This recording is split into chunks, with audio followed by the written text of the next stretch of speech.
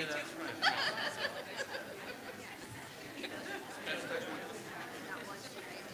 planned. Thursday, Friday. Yeah, for once she has to stay in New Jersey.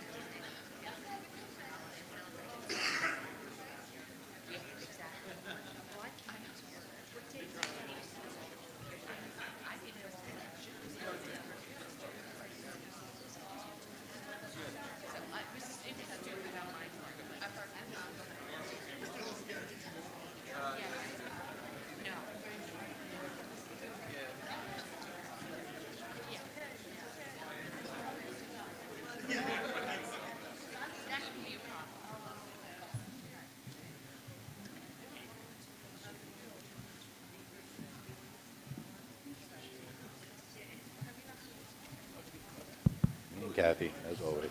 Good afternoon, Me and everyone. Kathy, as always. Happy New Year to everyone. Hope you had a good break, good time with family and friends. We got some other people coming in here, so come on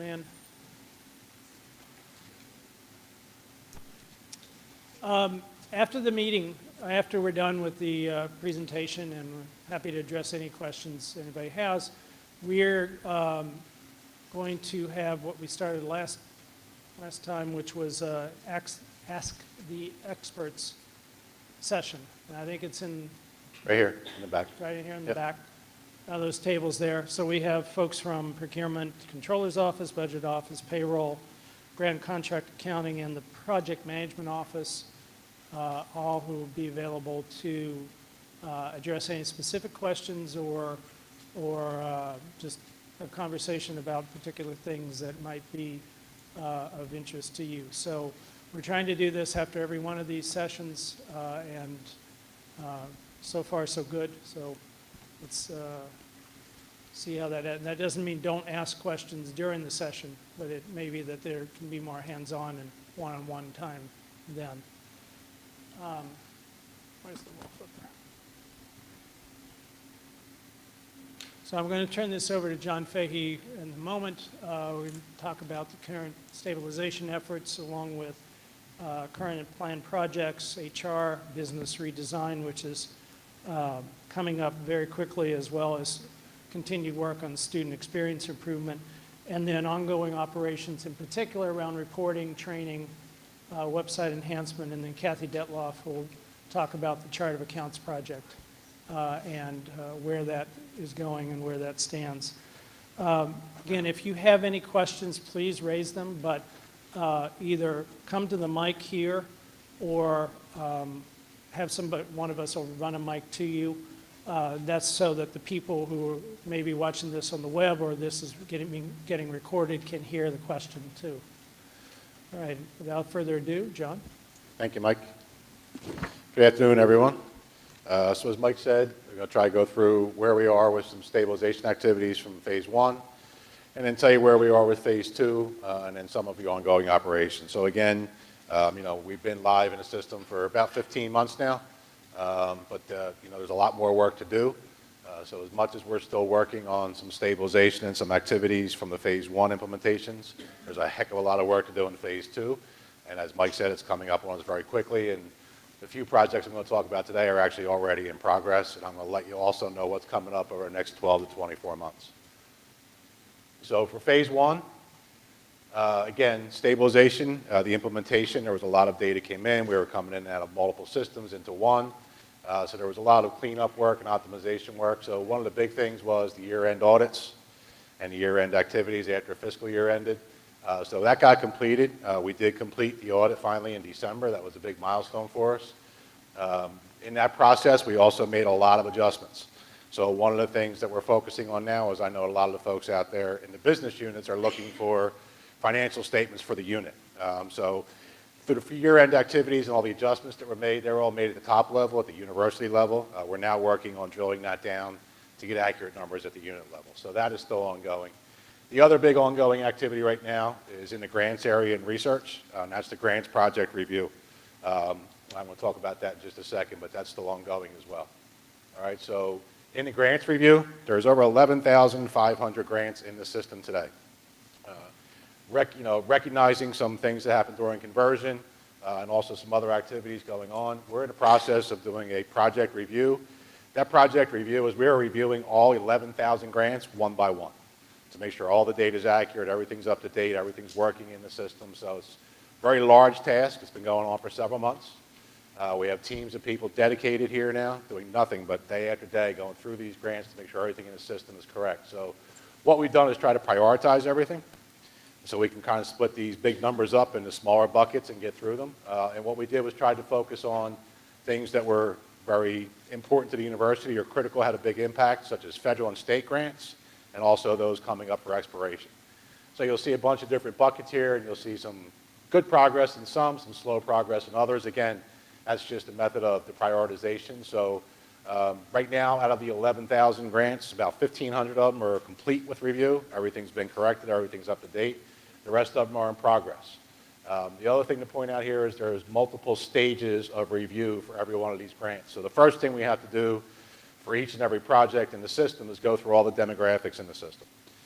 So right now, we've already completed 7,500 of those. We only have about 700 left. They'll be done this week. And that's to get all the demographic reviews completed. Then they get turned back over to the grants team, Angelo and his team, to make any corrections. Once all the demographics are done, then it goes into a financial review. And that's where we're checking to make sure all the data is correct. All the revenue came over, all the expenses came over, all the invoices are there to make sure that all the reporting is good. And then we'll try to move those all into completion. So again, over 11,000 grants, looking at them one at a time. That's going to take some time. We are making good progress, but we do have dedicated teams doing nothing but focusing on this right now.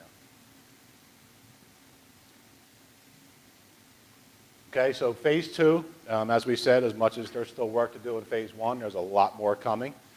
Cornerstone is by no means anywhere near finished. So for phase two, there's been timelines out there. You've probably all seen charts before about projects and timelines and when things are going to happen. But based on everything that's happened over the last 15 months, and again, reprioritizing where we're moving in the future, we've gone back and rescoped the entire phase. We've looked at all the work streams, focused on all the different units that are involved in phase two to see what needs to get done, when it's going to be done, how it's going to be done. So now, for most of you, this may be the first time you're seeing the new timeline. So for phase two, one of the projects that's in process already is HR and payroll. And I'm going to talk a little bit more about that one in detail in just a couple minutes. The second one that's in progress already is Student Experience Improvement Initiative. That's been underway for a couple months now. And I'm going to talk about this one in a little bit more detail in just a second, too. So those two really have been in progress for a couple months now. They're moving along. Two of our biggest work streams for phase two, two of the most critical to the future of the university as well. So very big projects, and you'll see both of them timeline-wise have the double arrows at the side of the screen, because we're not even going to finish these until the middle to end of next year, 2019. So these are 18 to 24-month timelines to get these two projects done. We're also still doing some work in research and administration. Again, a big part of phase one included research and administration, but there's still work to be done. So there are some compliance issues around EIRB, animal and human testing, clinical trials. That's most of those in the yellow is compliance issues. They're underway, getting all the electronic compliance in place. That'll be complete by July. And then we still have to look at the RAPS integration. So again, from the research side, one of the things they're working on is trying to get all the grant and project information all into one system, which is going to be RAPS. We then have to work on how that integrates with Oracle. Right now, it's going through a third system. We're trying to optimize that and really ensure that integration is working more aptly in the Oracle system. So as we're getting through the project review, we'll be looking at that. That will probably take the better part of this year to complete that. All right. Again, phase one was really focused on finance, but there's still a lot of work to do in the financial management section as well. So one of the things that we just talked about was year end and how long it took to get the audit done, and some of the things we had to work through to correct data in our financial systems. So some of the critical pieces that we're focusing on right now are the first two there, which is FCCS, Financial Consolidation and Closeout, and ARCS, which is Account Reconciliations. Those two are actually starting this week. Those projects are kicking off. The project teams have been established. Consultants are on board, project managers, everybody's here. We expect to have both of those done by June in time for the close of the next fiscal year by July 1st. And then behind that, we are looking at implementing a cash management system, fixed assets implementations, and what's called Fund Driver, which will be a management system to control our endowment and investment accounts within the Oracle system. Okay, so still a lot of work to do within the financial management. Looking to hopefully get it all done by the end of this year. But again, these are proposed timelines. As priorities come up, things may shift and adjust. So we have to keep looking at potentially moving this out. That's also why you'll see for some of these, for the first couple months, we have a BPR, which is process review. What we want to do is try to avoid some of the missteps we made in the first phase with the implementation. We want to really take our time, study everything out, and understand if there's anything we need to change internally within our Rutgers processes before we go to implementation mode and put a new system or a new module online Oracle and have any issues. So some of these, we need to gather some more data to understand better our timeline and can we achieve the implementation within this time frame. Okay? I keep hitting the wrong button.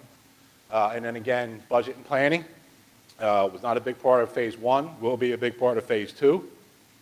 So two key things, profitability and cost management cloud service. We want to get that online, as we'll see from the timeline, by the end of June, along with FCCS and ARCS, because that's going to be a big key to helping us out, not only with year end, but moving into the next budget preparation cycle next year, which is where the enterprise planning and budgeting cloud we want to have online by October. So next year, when all the units and everybody has to go through their budgeting, they're doing it in the system. Okay? But that's not all. You know, as I said, you've probably seen timelines before that had 5 or 6 lines. We have more to do. There's still a lot of work to do on procurement. There was a lot of issues around P2P. They worked through a lot of that, but there's still a lot of policy work going on. Still working on P-card and travel card implementations. 2 big projects ongoing right now. PMO is managing, working with the procurement teams, is digital mailroom and accounts payable automation. They're going to take us about another 6 months to complete those implementations. We're also, this month, starting business process redesign. Again, as we go to these new systems and put all these new modules online and start working in a different way, there's a lot of things that historically and legacy-wise throughout Rutgers, we need to look at the way we're processing and the way we work. So adjustments need to be made, realignments need to be done. So we're looking at that throughout procurement to align with some of what's already been done, as well as what's coming. And then you'll see there's more work to do in the Jagger suite at the end of this year as well, around sourcing director, supplier manager, and contract manager. So the procurement team as well has a lot of work left to do. Reporting and analytics, again, with all these work streams, all these systems coming online, all this data now in the system, one of the driving factors that even started the Cornerstone project was to provide better data for our senior leadership to make decisions about the future of this university. The best way for us to do that is provide them with good reports and good analytics on the data. So this will be a big work stream. We expect it to go throughout this year and into next year. We're just beginning to take a look at what that is going to entail, how that's all going to work, because again, for the last 12 to 14 months, we've really been in optimization mode and trying to just make sure phase one was coming through. But we now really need to see, how do we use this data better? How can our senior management within the university, what kind of reports do we need to give them? What kind of analysis do they need us to start doing to make future decisions for us in the university? So we'll be looking at that over the next couple months and put the timeline and the plan together on how we're going to accomplish that. All right, and then another piece, this actually began as a subset of the student experience project, and that's CRM. But in looking at it, when it came up during a student project, we took a step back and looked and said, you know, we probably want to do a university-wide CRM, an enterprise-wide CRM system. So we're just beginning to take a look at that. You'll see, again, assessment and scoping for the next month or two. So within the PMO, we've hired a project manager with a lot of experience, ton of experience in establishing CRMs for large organizations. So we've got some kickoff meeting plans and going to be meeting with as many of the departments, units, and business groups as we can. I think we're up to about 30 people in our first meeting just to begin conversations about what a university-wide CRM program would look like. But again, looking at the timeline, it's going to be a 12 to 18-month implementation to get a CRM of that magnitude online. Customer relationship management. So it's all about how we interact with all of our customers, our students, our staff, our faculty, our partners, our colleagues, our consultants, our internal and external partners. It's all about our relationships and how we manage with everybody. Okay, so doing that at a university-wide, right now, CRM is being used at Rutgers. There's about somewhere, we estimate, between 10 and 15 different CRM systems being used, though, because each of the individual groups who has one of these is running their own software, their own processes. So taking all that, trying to merge it into one system, first of all, figuring out which system is the best one, then trying to meet everybody's requirements, and then trying to get it all implemented online, good 12 to 18 months to do that university-wide. But by putting it on an enterprise-wide system, we'll be able to manage our relationships the same across the university. Okay? So that's pretty much the bulk of what's going on for phase 2. We talked about these projects already, but project review is still ongoing. The second one here is another big optimization program, which is reporting, and I'm going to talk about that in just a second. And then the other one here that you'll see has another double arrow going to go well into 2019 is chart of accounts. Kathy's going to talk to you about that in just a few minutes. Okay? Any questions from anybody on phase 2 timeline right now? If not, we'll move on. So the first project we said was in progress already. That's been started already is HR. So in 2017, we started this back in the summer of last year, and it was really about looking at where we are and preparing for the change. Again, the HR project is not just HR, it's HR and payroll. And the big focus of this is to get us ready to move to the HCM cloud. HCM is Human Capital Management. All right, so in preparation to move to HCM, which again, we're not going to do until 2019. The reason we're not doing it is we have at least a good solid 12 months of preparation work to do before we can even think about moving to HCM. All right, so we've gone through a lot of analysis. We've gone through the initial stages. We've socialized new models, talked about new structures with management and executives in those areas. We're looking at now the change management process, which will be huge for this. We've already established a framework. We've done some training. We've built some champions ready to go into change management. And where we are right now is kind of in between stage 2 and stage 3. So we've got our change management framework in place. We're ready to enable it. We're ready to start talking to folks. And now what we need to do is actually move into the BPR, the process reengineering, looking at improving our processes, adjusting our organizations, doing those realignments within the organization to get ready for next year's implementation. Okay, so right now we're assembling the team to move into the next stage. The first phase has been completed.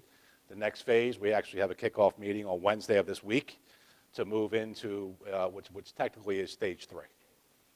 Okay, so we've still got a long way to go in the HR and payroll project as well, but it's well underway. Same thing for student experience. SEII is Student Experience Improvement Initiative.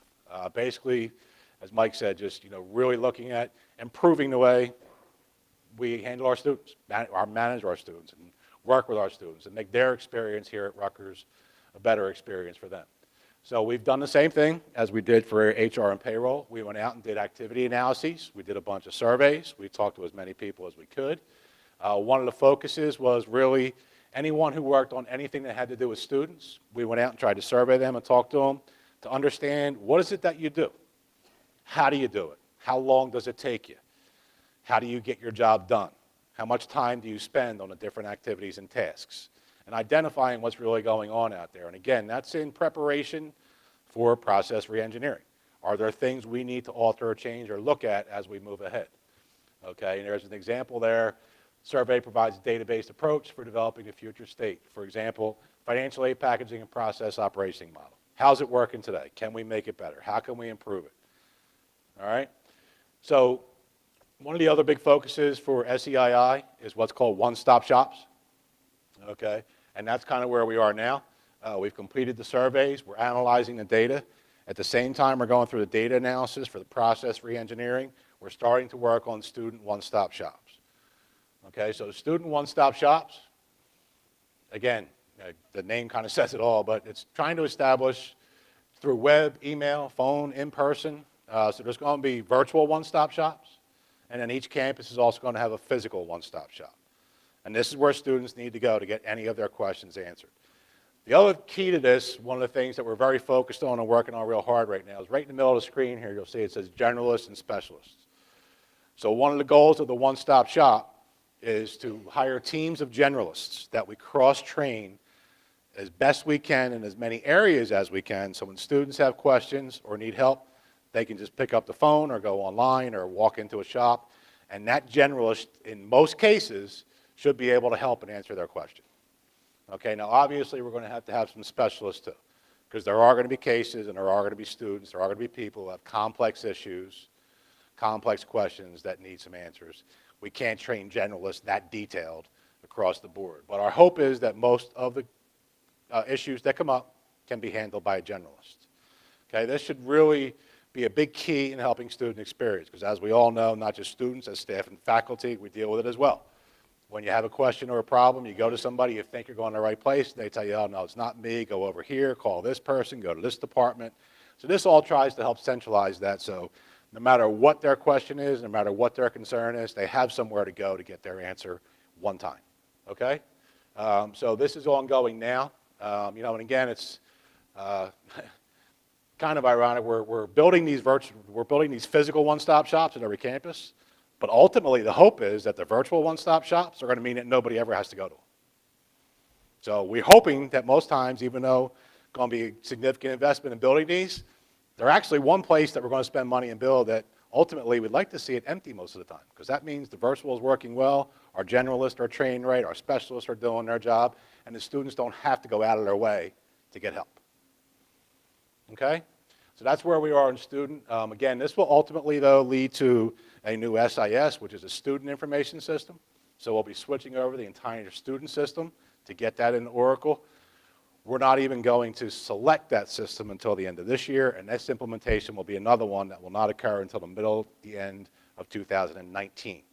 Because besides the one-stop shops, we have a lot of process reengineering and organizational alignments to take care of here before we go to a new system. Okay? So ongoing initiatives. Cornerstone reporting optimization. So one of the big concerns, one of the strongest issues we've had since the implementation last year was people saying that the reporting either wasn't working right or it wasn't the right kind of reports, the right level of reports. It was a challenge for everybody, and it was a struggle. And we've had teams. Our controller's office has had dedicated folks, led by Betsy, that really for a year have been kind of almost in a reactive mode. And what I mean by that is that the entire university community would come forward and say, I need to see a different kind of report. I need to see my data in a different way. Can you help me? And we just kept creating reports and creating queries and trying to help you get the data out of the system the way you needed it to be. So we've done a lot of that, and we think we have some much better reports out there than we had a year ago. There's still some work to do. We're not going to deny that, but we're in better shape than we were. But one of the other things we realized was by doing that, we just kept creating new reports. Instead of going back and looking at the old ones, seeing if they could be enhanced or seeing if we could change anything. So we turned around, took a look, and said, we have over 175 reports in the system now between reports and queries. So as a typical end user, you need to run a report. First thing you got to do is spend 15 minutes to figure out which one you got to use. So we wanted to stop that. It was necessary for us to do that. We had to do that because we had to keep things moving while we were taking care of some back-end tasks. But it's time to take a broader look at that. That was also highly focused just on the Oracle system. As you all know, there's other systems still in use out there. We still have PeopleSoft out there. We still have SciQuest out there. Data Warehouse is still out there. We still have tools like Tableau. Discoverer, for now, is still out there. There's a lot of other places that we can get data from as well that we kind of lost focus on because of the focus on Oracle. So what we're doing now is we've taken the initiatives that were underway for reporting, putting them under a bigger umbrella between the PMO and the controller's office, and we're calling it Cornerstone Reporting Optimization. What we're going to do is focus on not just Oracle, but all the systems and all the different tools that Rutgers has available, and make sure we have all the reporting we need and has the right level of reporting, that's useful reporting, and that people are actually using it. So we're also going to go out there and clean up what's already in the system. So many of you in this room and across the university community will see surveys and requests to take a look at the reports we have out there now and tell us, are you actually using these? How often are you using them? Are they good? Do we need to keep them? Because we want to minimize the number of reports there are to go through. And then, like I said, we want to look at some of the other tools. Maybe some of this reporting is better coming out of data warehouse. How do we do that? So we have OIT involved with us as well to take a look at that. Okay, so a lot of work to do in this for the reporting. This is also going to feed into the last project work stream, which is reporting and analytics, which we talked about. So as we're cleaning up the reports for all the data we have there now, looking to move into that analytics phase for Oracle, this is going to help feed that. Okay, and then lastly, when we're done with the optimization, is to create a reporting center of excellence. So ongoing, after Cornerstone is complete and all the initial work is done and the implementations are done, who manages reporting and data on an ongoing basis under operational support for the university. So we're going to create a special team, a reporting center of excellence, that once PMO is done, once implementations are complete, and the Oracle system is fully online, there's a dedicated team that all they do is just manage all the reporting and the data coming out of the system. Okay? One of the things that Betsy and the controllers team did back in, I guess it was mid to late November, was put some go-to financial report guides out there. Now what they did, this one up on the screen right here happens to be by task level. So you could go in and, based on a particular task or type of activity we're trying to run, you could go look at this list and look and see what report you needed to run. Then there were links in there that click you to a more detailed tab to make sure you were getting the right report. So we were trying to help streamline people to navigate them to the right report. So you didn't just have to blindly try to go through those 175 reports to figure out which one you needed to run. All right, so this one's been out there for a while. The other one that's in progress right now, we're trying to wrap that up, hopefully next month or two maybe, is take this same kind of thing. Again, this is by task level, is to develop one by role. So you could go into the system and say, this is my job. I'm a business specialist one. And it will tell you the reports you should be looking at based on what kind of data your position within a university should require. All right, so that's also going to be coming out. That's going to help you and us. It'll help you navigate directly to where you need to be in the system. It'll help us with our cleanup effort. Because as we go through that, we'll see if there's reports that people are just never selecting and never using. Okay? So again, another major optimization that will lead to ongoing support for the university. The training refresh, we started this in November. Again, the university was out there working in the system for 13 months. A lot of lessons learned, a lot of activities, a lot of transactions, lots of issues, lots of things coming up over that year plus that you guys were living in the system. Also, when the system was first implemented, like with any new system, we did do training. But when it's a brand new system and you haven't worked in it yet, you don't even know what you don't know yet, which means during training, you're not sure what questions to ask. You're not sure exactly what you need to know yet. So with being as it's a year plus, there's been changes in the system. There's been updates in the system. There's been improvements in the system.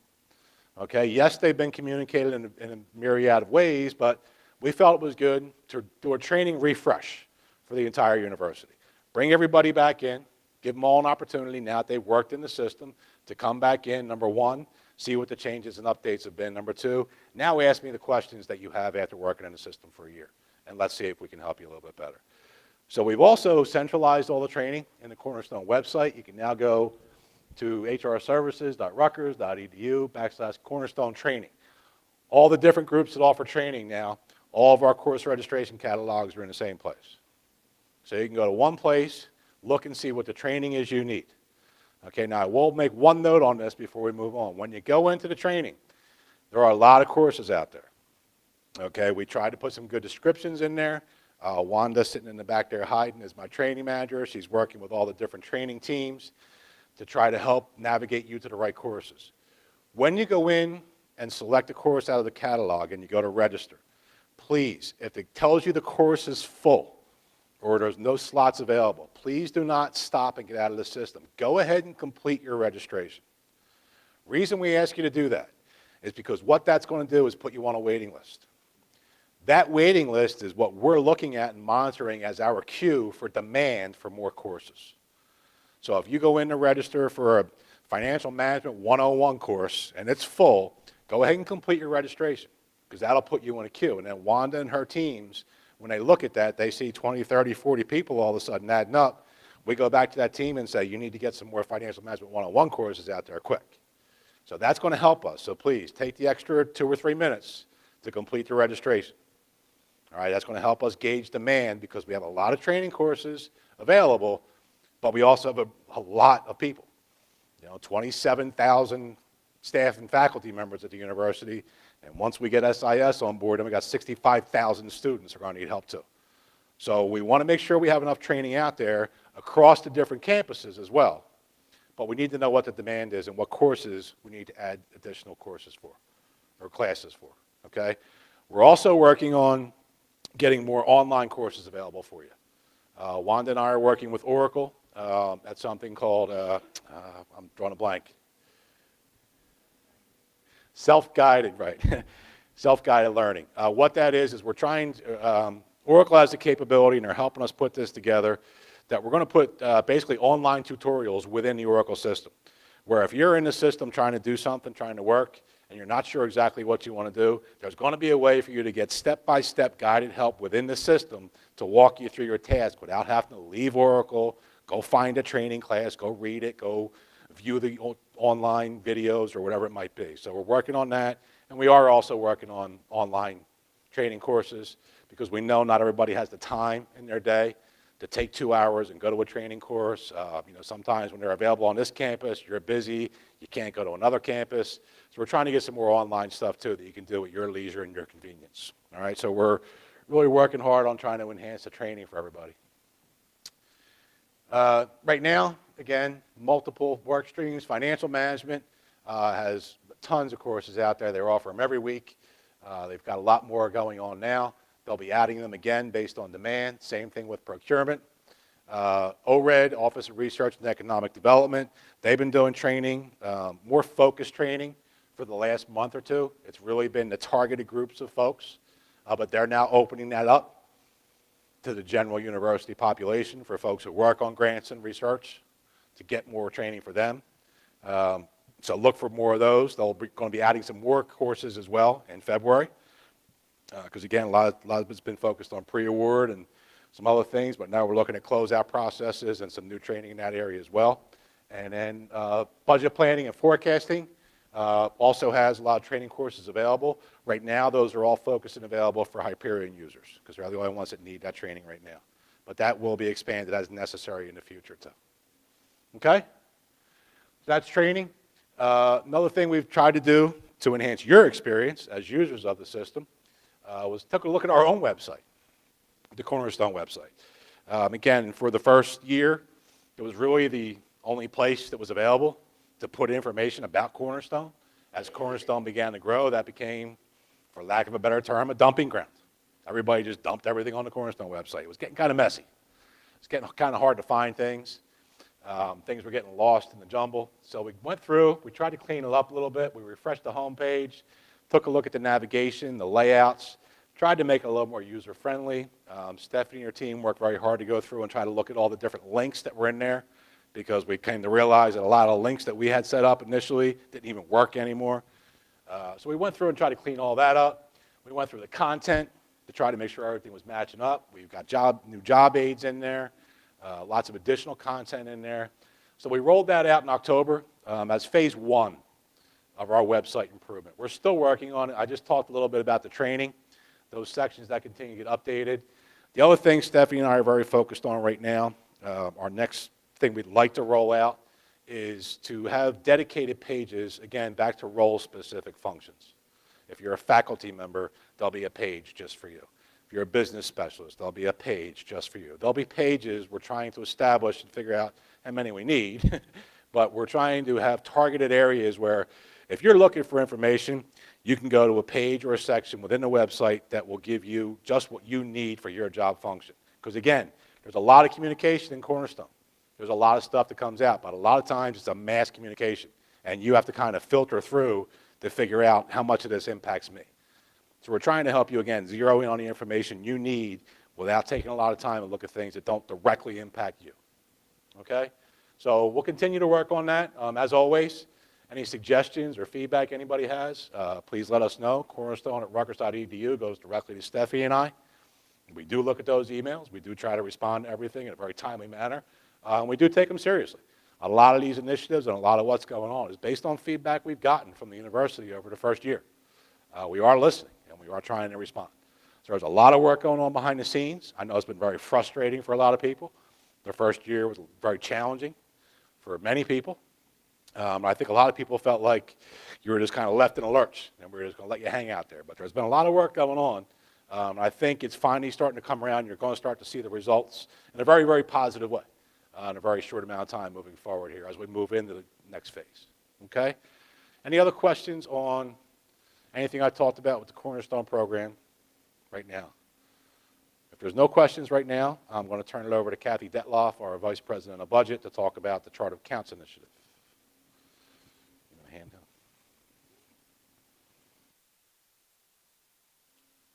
Good afternoon, everybody. I am Kathy Dettloff, Vice President of Financial Planning and Budget. I know a lot of you have heard about the Chart of Accounts initiatives. I want to give you some background as to why we decided to undertake this initiative so quickly after implementation, and also tell you a lot about the work that we're currently doing as well as what we'll do going forward. So you've now been in the system for over 15 months. You certainly know a lot more today than you did on October 1st of 2016, but you even know more than you did when we started to do the Chart of Accounts and you had to map and crosswalk your legacy accounts into where we are today. And what we found after you've been working in the system is that the Chart of Accounts is not serving you as we had intended, right? So basically, we've heard your frustration, and we really want to make it an optimal chart for you and also for reporting. So one of our goals is to be able to have consistent reportings throughout the university. So our goal, as stated here, and this really has become our guiding principle, is to improve how we support our operations by making the Chart of Accounts simpler to use, ensuring the data are accurate and easily reportable across the university, and making certain that the project ledger interacts seamlessly with the general ledger. While that seems simple, we certainly have not found it easy over the last 15 months, have we? It's been a little bit difficult. So we need to find a way to implement this new structure of a chart that will make that all very easy for you, not only for today, but for Rutgers in the future.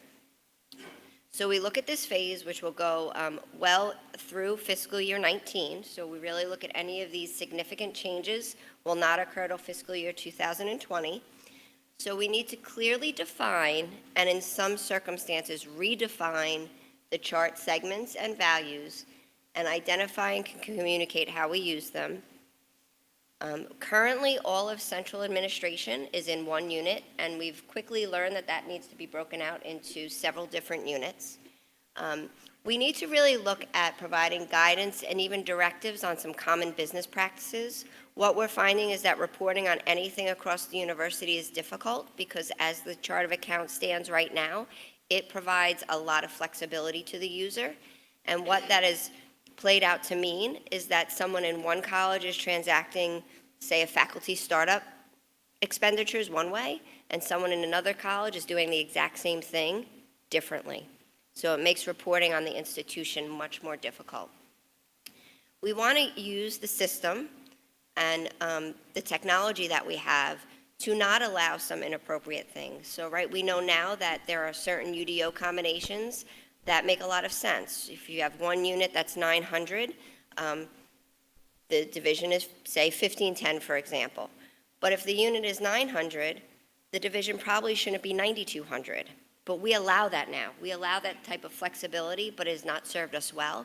So we're going to use the system to no longer allow what we'll call invalid combinations of the chart segments.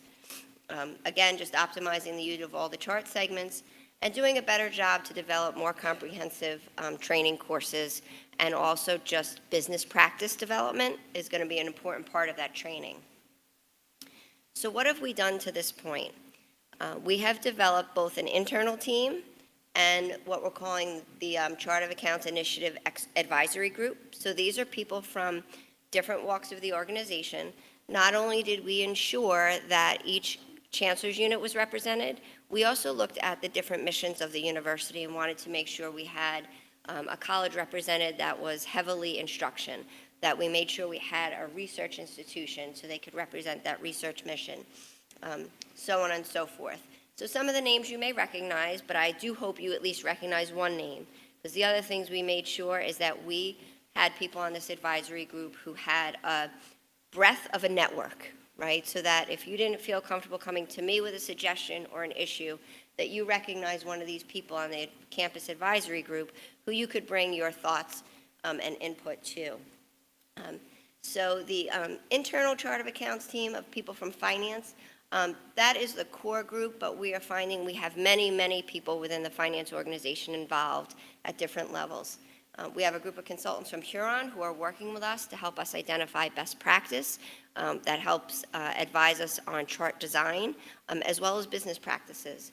And then we are getting support from the PMO office on things like communications, just the project plan and things like that. We intend to get input in a lot of ways, and the campus advisory group is just one of them. What we've already begun doing, because the chart of account initiatives, that title is a little bit limited in that it makes people immediately go to the chart segments.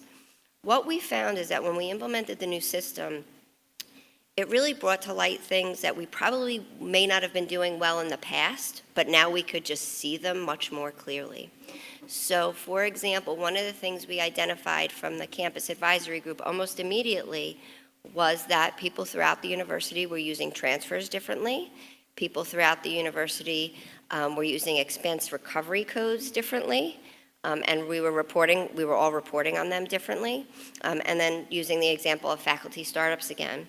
So what this campus advisory group did is they broke off, and they've now developed their own focus groups. And those focus groups go further and wider than just this campus advisory group. We've reached out to those people through data that we identified as heavily using expense recoveries. And they've now formed groups to say, okay, what are you trying to accomplish? And that is how I like to kind of start every meeting. What are we trying to accomplish? And how can we do that better? Or how can we do it more consistently across the university? So we have the campus advisory group, but now we have focus groups as well. We have already drafted some surveys that will even go wider to understand the impact of some of the things that we are proposing. But then just to ensure that every single person throughout this university has a say, and that if you have something to be heard, that we hear it. We've set up this email address. It's budget@rutgers.edu. It is not a black hole. Stephanie and I, as well as people on my staff, monitor it, and you will get a personal response from me within 48 hours. I missed it the week before Christmas, and it was 60, but that was just one. But I will respond within 2 business days, and I may not have a good answer, but I will share with you who on my team that I'm sharing it with, and hopefully when you could expect some type of response, right? So when people have emailed me about expense recoveries, I tell them about the group that we're having. Just be forewarned, if you have a special interest in something, when that focus group forms, you will be one of the first people I reach out to, because that engagement is very important. So that is some of the ways we're trying to reach out and make sure that this is a very inclusive process, and that people continue to understand the work that we're doing and understand why we're doing it. So that is one of the initial steps that we're taking, is this business practice, trying to make business practices consistent while still making sure that what people are trying to achieve gets done. Whoops, I did the same thing John did. So what does the time frame look like? This is really an important takeaway, because I know there's been some rumors and the grapevine thinking that we were going to make a ton of these changes and not train anybody and just throw it at you. That is not happening. This, again, is going to be a partnership. So one of the reasons why we're doing these town halls and reaching out to you is because some part of that team that I just showed you is going to show up at your doorstep and say, we need to talk about your organization, we need to talk about your hierarchy, we need to talk about your chart of accounts. And that was not the first time I wanted you to hear about it. So this is going to be a true partnership. We're not sending you spreadsheets or templates or anything like that and asking you to come back. We're going to work with you for any remapping that may need to be done. So right now, we are looking at documenting current state business processes, asking why are people doing what they're doing, what are they hoping to achieve in doing it. We The chart of account currently has an activity segment that, although most, if not all, of our configurations are set up to use, people are not using it. So we're looking at how we can expand the use of that to give you more of the detail and the reporting that you're looking for. We are looking at different fund types. We think we can put more granularity into the fund types, again, just to improve reporting. And we really need to define how we're using the project system, particularly for non-sponsored projects. We're not doing that consistently now, and we have not given a consistent definition of how it should be. As we continue to have discussions, what we think is going to happen is there will be a short-term definition of how you use projects, and then possibly as we implement and redefine some of the chart segments going forward, there will be a different definition. So giving you a short-term solution, but then working towards a much better long-term solution within a redefined chart of accounts.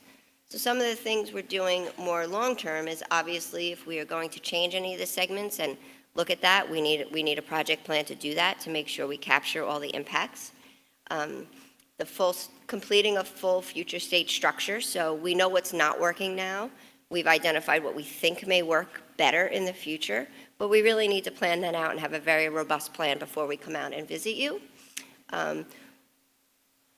I'm a big fan of best practice, right? We don't need to recreate the wheel. I like to look at other universities, what have they done that has worked well for them, talk to them and say, what have you done that has not worked well for you? Because I do not want to make the same mistake twice.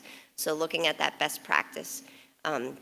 So really looking at what it will mean to implement a future state chart of accounts, develop all the reports, and then campus-wide training. One of the things that I always like to point out to people, I don't even know where the pointer is here. Here we go. Is all the significant work is done basically a year from now in February. And that has been a directive to all my teams that I'm working with. I want you to be certain when you come into work on July 1st of 2019, beginning year fiscal 2020, that you've already seen everything in the new chart of accounts that you will be working with. You've already seen the reports, you see how they work. You've already seen how transactions will flow. That's a very important aspect of this project to me, giving you that, whatever it is, 3 to 4 months to work in some type of sandbox or play environment that you will feel very comfortable on July 1st that you already know how to use this new chart of accounts. At that point, I want to leave it open to any questions. I do know it's a lot of information. And again, we will come out to you to discuss the particulars about your organization and how this may impact the current chart values that you're using. But I want to give you this opportunity to really ask questions about anything that we talked about today. Can you come up to the mic just for the benefit of the people online?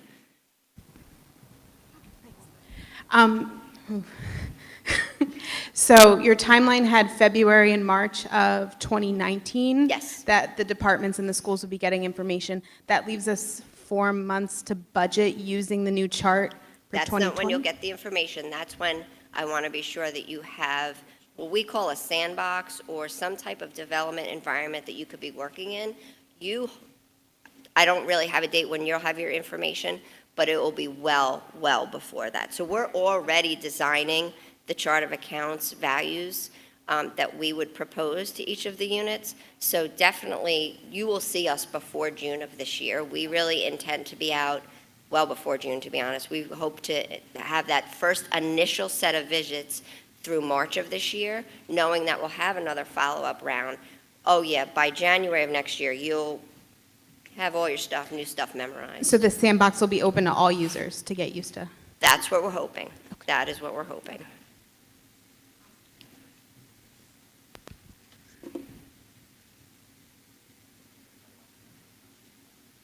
Does anybody have any questions of John as well, and really any of we have a whole host of people who can answer questions for you.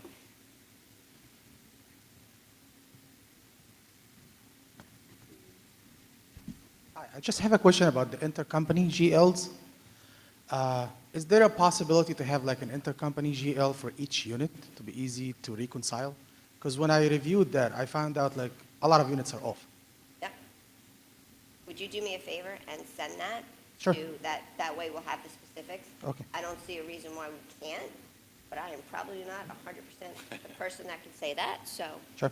I will pass it on to someone who can.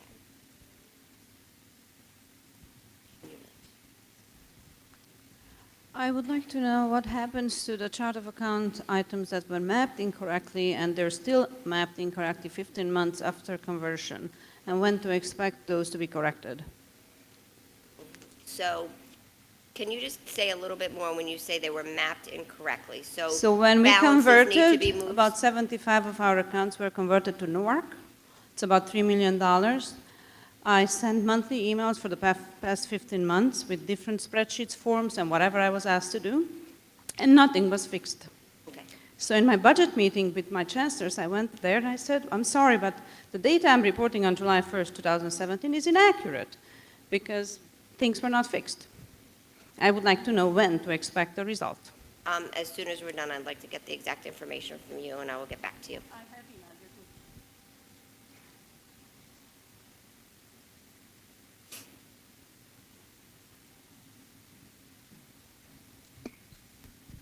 Is there a separate project timeline for legacy UMD and J endowment and gift accounts that were mistakenly converted and set up as sponsored accounts?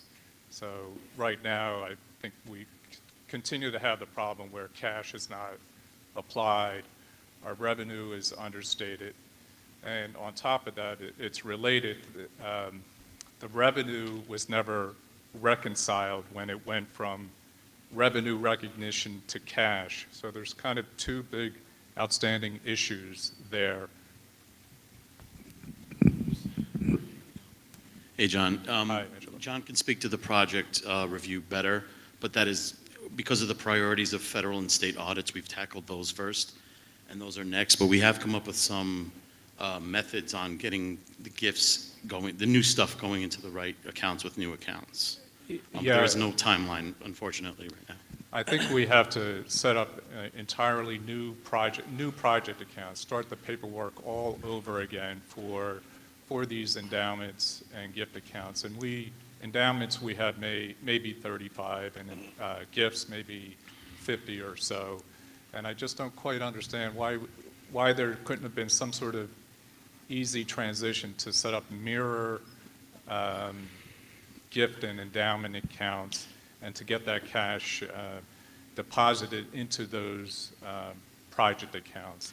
We're doing a lot of unnecessary paperwork in my mind. It's obviously frustrating.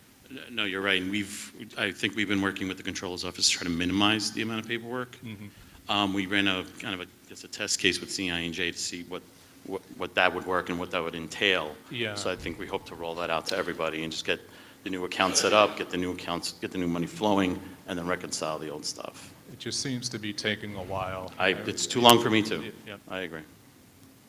Angela, can you speak to clinical trial payments? Are they being deposited into the correct project accounts at this point, or no?